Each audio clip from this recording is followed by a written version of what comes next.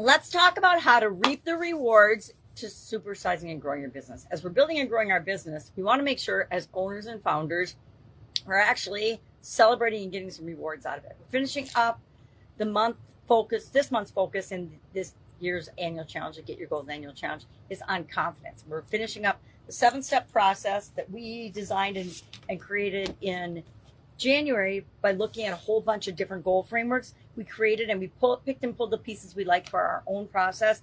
And every month in each of the different areas and aspects of the life framework, we've been focusing on applying that at the end of each month. So today is step 7, which is rewards and celebration. Thus the tie into reap the rewards. Reap the rewards is an idiom that's been around for a long, long time. It's at least the topic of discussion that's been around for a long, long time. It dates back to the Bible.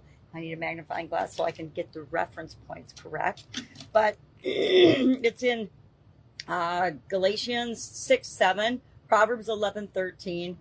Talks about the intent of the things we put out into the world. And if they're evil, guess what? You're going to get evil back. And then 22:8 in Proverbs as well talks about a man or a person reaps what they sow. I like this idiom because it reminds us, it comes from agriculture as well, is a more modern understanding and use of reap the rewards. And although there isn't one specific reference to it, there are literally thousands of references to this particular idiom or expression, because it reminds us the seeds that we plant early in the year, we reap the harvest of later in the year. The things we put out into the world, we get the rewards of. The investments we put into ourselves, other people, our businesses, our lives, we reap the rewards later on. There's not this instant thing. I do something and I instantly get a result. A lot of people expect instant gratification, but they're usually disappointed, right? I think I want something, therefore I should manifest it immediately. I believe I deserve something, so it should just pop up and appear in my life. No, there's a little more effort, a little more intention required than just magically appearing. Would be nice. I mean, and no, it wouldn't. If you've ever achieved a goal, you know exactly what I'm talking about. If you set a big goal for yourself and you've achieved that goal, I don't know about you, but when I achieve that big goal, I'm happy for about 2 seconds, right? Or maybe I get an hour or two, a sense of satisfaction and pride out of that. Then I'm like, okay, well, what's next? Because I know that as human beings, we're always striving for more and more and more and more. Excuse me, I have a total tickle. We've had like a week long of rain and thunderstorms where I live, and it just like bugs my throat. So reap the rewards. The seeds that we plant are what we're going to grow. Now, we had a fun example of this one this summer at our house. We had a couple of pots in the yard, and we planted this awesome tomato plants in one giant pot, big giant, like barrel, like a wine barrel size, cut off half pot. We got probably these 4-foot high tomatoes, all kinds of different cherry tomatoes. We had purple and yellow and little bright orange, red ones. And we've really enjoyed, and my granddaughters have really enjoyed picking these little tomatoes off this plant. And my 2-year-old granddaughter thinks anything round is a ball. First time she saw it, she plucked off one and threw it, and then was upset that it didn't bounce because she thought it was a tree that was growing little bouncy balls. So that was fun. Now she knows they're tomatoes because she got to eat some. But we also had a couple of pots that just had plants start growing in them, and we weren't sure if my daughter's mother-in-law had planted something in them or not.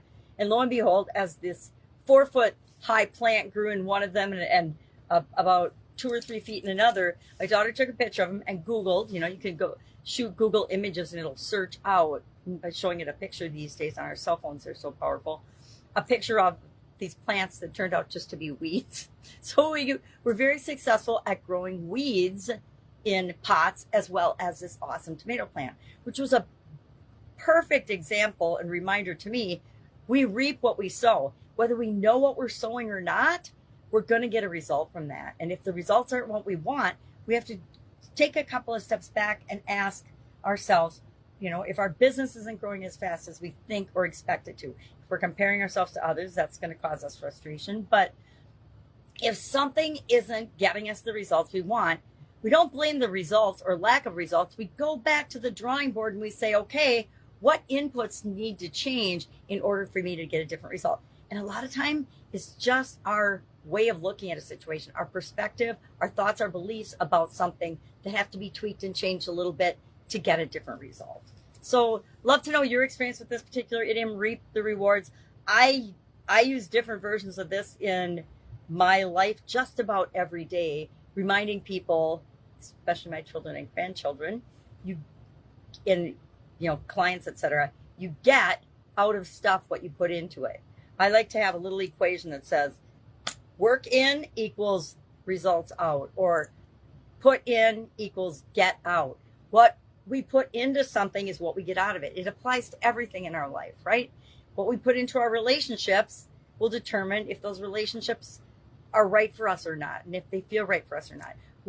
And it doesn't matter what the other person puts in. The only thing we can control is the effort and the energy we put into something. That's another one of those big life lessons that you're just like, you can give and give and give. And I know some people that are just these incredible givers, and but they're not necessarily very good receivers. And if you're not an excellent giver and a great receiver, you're not going to get back the things that you put into life because you're blocking them. And that's you. That's not anybody else. That's you blocking the good in the world that wants to come to us. Our businesses all want to be huge and make the world a better place. The only reason they're not yet is somehow we are blocking them. So if we can figure out what that bottleneck is and what in us is blocking them and preventing them from being huge, whammo, all of a sudden that business grows, and you're watching it and you're like, oh my God, this was way easier than I thought it was going to be. Now, it doesn't feel like that necessarily on the day-to-day basis, but that is the end result looking back. All right.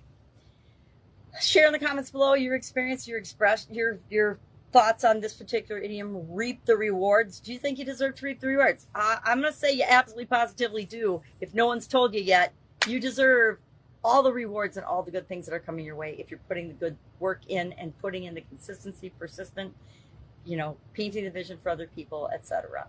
All right, have a great day, and I'll, of course, be with you tomorrow.